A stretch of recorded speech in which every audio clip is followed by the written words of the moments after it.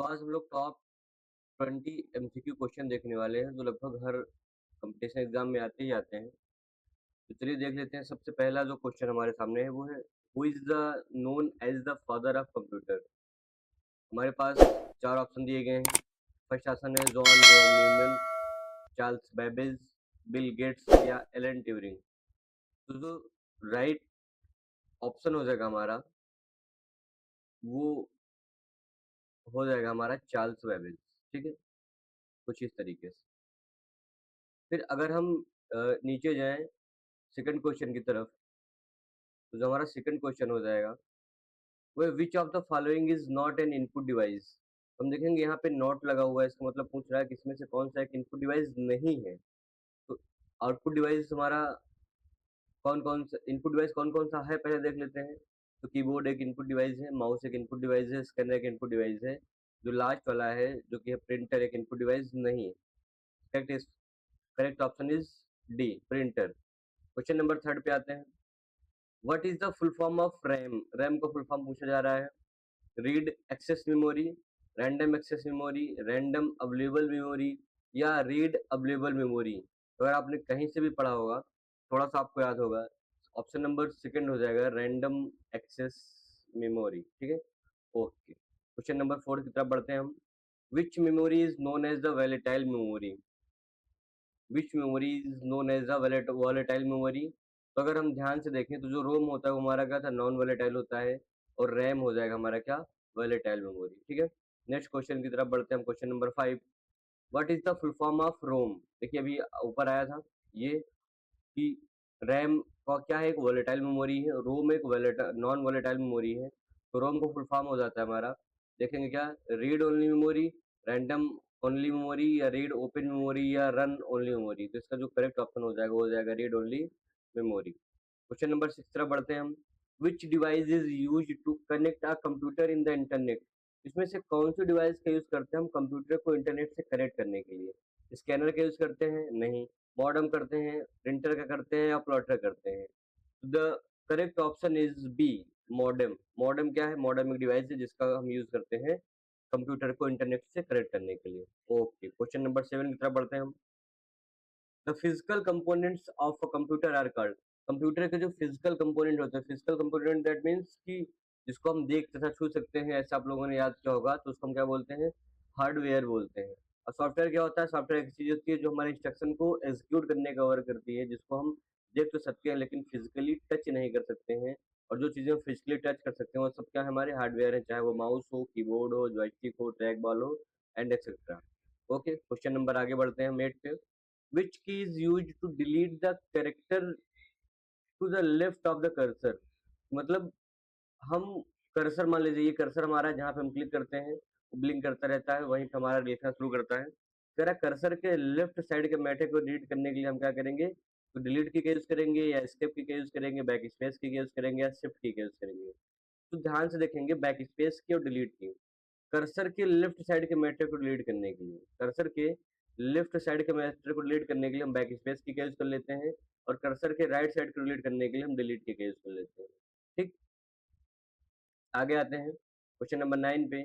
1 gigabyte अर्थात GB is equal to, 1 GB is equal to कितना होता है। तो अगर आप, जैसे आपने देखा होगा, आपने सुना होगा कि हमको 1 जीबी पर डे मिलता है, 1.5 जीबी मिलता है, 2 जीबी मिलता है। तो 1 जीबी इज इक्वल टू कितना होता है, 1 डीबी होता है 1024 MB, तो 1024 MB कह सकते हैं। फिर आगे आते हैं क्वेश्चन नंबर 10 पे। Which of the following is an operating system. इसमें से कौन सा एक ऑपरेटिंग सिस्टम है। तो अगर हम एम एस वर्ड की बात करें तो ये क्या है, ये एक सॉफ्टवेयर है। हम एक्सेल की बात करें, ये भी एक सॉफ्टवेयर है। विंडोज की बात करें और पावर पॉइंट की बात करें, इन दोनों में से विंडोज जो है वो क्या, एक ऑपरेटिंग सिस्टम है, जबकि एम एस वर्ड, एक्सेल और पावर पॉइंट ये तीनों माइक्रोसॉफ्ट के क्या है, हमारे पैकेज हैं। ठीक, आगे आ जाते हैं। What does CPU stand for. CPU का फुल फॉर्म पूछा जा रहा है।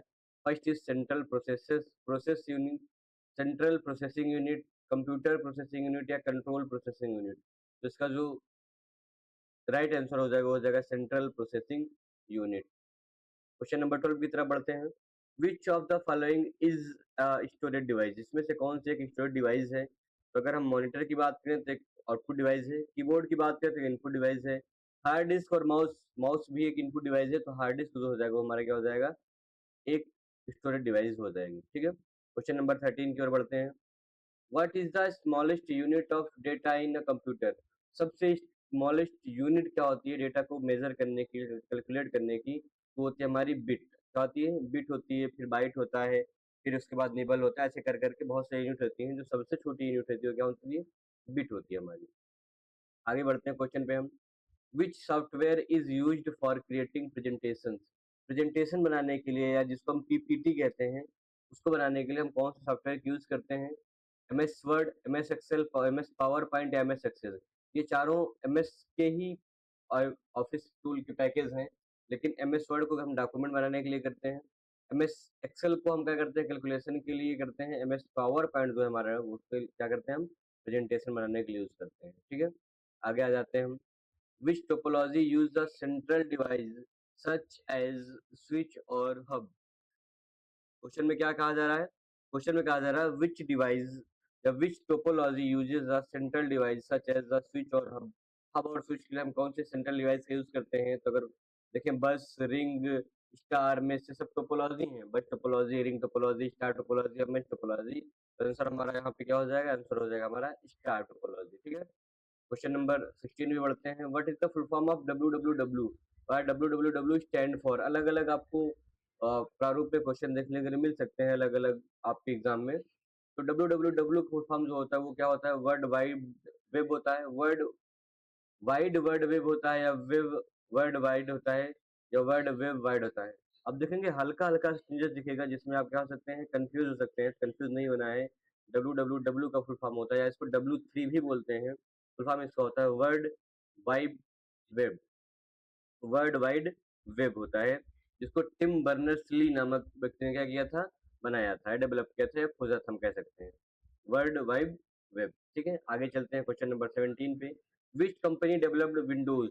विंडोज को किस कंपनी ने डेवलप किया है? एप्पल ने, आईबीएम ने, आईबीएम फुल फॉर्म होता है इंटरनेशनल बिजनेस मशीन, माइक्रोसॉफ्ट ने, गूगल ने। तो विंडोज जो है वो विंडोज एक ऑपरेटिंग सिस्टम है जिसको डेवलप किया था माइक्रोसॉफ्ट ने, जिसके फाउंडर हैं बिल गेट्स, ठीक है। क्वेश्चन नंबर 18 पे आते हैं। Which of the following is an example of application software? तो सॉफ्टवेयर दो टाइप के होते हैं, हम लोगों ने पिछले वीडियो में पढ़ा था, या हम आप अगर आप वो वीडियो नहीं देखे हैं तो आप चैनल पे जा सकते हैं, बहुत सारे वीडियोस पढ़े हुए हैं जहाँ से आप बेसिक चीजें पढ़ सकते हैं। तो कौन सा इसमें से एप्लीकेशन सॉफ्टवेयर का एक पार्ट है, एग्जांपल है, हम देख सकते हैं विंडोज, लिनक्स, एमएस वर्ड या एंड्रॉइड। तो आप देखेंगे विंडोज, लिनक्स, एंड्रॉइड, यूनिक्स, ये सब क्या है? ये सब एक ऑपरेटिंग सिस्टम है। जबकि एप्लीकेशन सॉफ्टवेयर की बात करें तो हमारा एमएस वर्ड हो जाता है, जिसका फुल फॉर्म होता है माइक्रोसॉफ्ट वर्ड। आगे आते हैं क्वेश्चन नंबर 19 पे। क्वेश्चन नंबर 19 कह रहा है the default extension of an MS Word document is. Extension मतलब होता है कि हम किसी फाइल को सेव करते हैं तो डॉट के बाद उसका एक्सटेंशन नेम बताता है, जिससे हम कैटेगराइज करते हैं कि किस सॉफ्टवेयर का बनाया गया है या किस चीज से। जैसे डॉट पीएनजी आप देखेंगे, डॉट जेपीजी देखेंगे, इसका मतलब है फोटो से रिलेटेड है। डॉट एमपी3, एमपी4 देखेंगे तो हम कहते हैं वीडियो है ये। डॉट पीडीएफ आपने सुना होगा। तो ऐसे ही क्या होता है, पूछ रहा है कि एमएस वर्ड का डॉक्यूमेंट जो है एक्सटेंशन नेम क्या होगा? वो होता है हमारा क्या? .docx, ठीक है। लास्ट क्वेश्चन की तरफ हम बढ़ते हैं। क्वेश्चन नंबर 20 कह रहा है which network covers the largest geographical area? अब इसमें से चार नेटवर्क होते हैं बेसिकली, पैन, लैन, वैन और मैन। तो देख लेंगे लैन, मैन, वैन और पैन। कह रहा है कि लार्जेस्ट जियोग्राफिकल एरिया, लार्जेस्ट कौन है? वैन है, जो कि वर्ल्ड वाइड होता है ये। पैन क्या करता है? ये हमारा पर्सनल नेटवर्क होता है जो कि बहुत कम रेंज में होता है। जैसे हम कह सकते हैं ब्लूटूथ हमारा हो गया, वाईफाई हमारा हो गया, स्मार्ट वॉच हो गया। फिर आगे लैन आता है जो कि स्कूलों में यूज किया जाता है या छोटे ऑफिसों में यूज किया जाता है, घर में भी बिल्डिंग्स में यूज कर लेते हैं। मैन मतलब होता है मेट्रोपॉलिटन नेटवर्क होता है, वो एक सिटी तक ही सीमित रहता है। जैसे बहुत सारी ब्रांचेस हैं किसी बैंक की, वहाँ से ऑफिस से सारा चीज क्या होता है, कनेक्ट होता है। और वैन क्या होता है? वो वर्ल्ड वाइड होता है, ओवरऑल द वर्ल्ड हम कह सकते हैं। तो उम्मीद करते हैं क्वेश्चंस आपके लिए हेल्पफुल रहे होंगे। और अगर आप बता सकते हैं कि आपको इसमें से कितने क्वेश्चंस पहले से आते थे, कितने क्वेश्चंस का आंसर आपको पहले से आता था। और वीडियो को देखने के लिए बहुत बहुत धन्यवाद। अगर आपको वीडियो पसंद आई हो चैनल को सब्सक्राइब करिएगा, वीडियो को लाइक करिएगा और अपने दोस्तों के साथ शेयर करिएगा। बहुत बहुत धन्यवाद।